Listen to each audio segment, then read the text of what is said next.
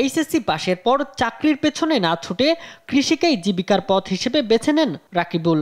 মাত্র ৩,০০০ টাকা বিনিয়োগে ৬০% জমিতে শুরু করেন লাউ চাষ। মাত্র কয়েক মাসের মধ্যেই সেই লাউ থেকে লাভবান হয়েছেন তিনি। ভালো ফলন ও আশানুরূপ লাভের কারণে আরও জমিতে চাষের পরিকল্পনা করছেন।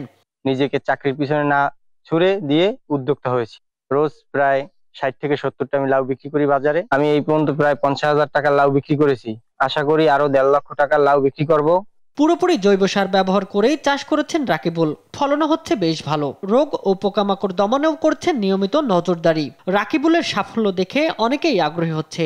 সরকারিভাবে যদি কোনো সহযোগিতা পাওয়া যেত তাহলে আরো ভবিষ্যতে লাভবান করা যেত। কৃষি খাতে তরুণদের সম্পৃক্ততা বাড়াতে তাদের প্রশিক্ষণ ও সহায়তার কথা জানায় কৃষি বিভাগ।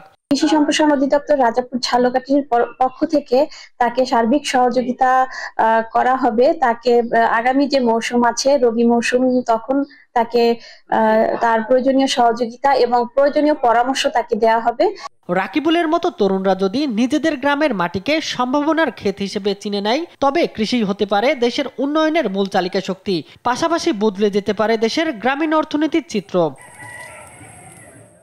শামীম হোসেন, নিউজ ডেস্ক, দেশ টিভি।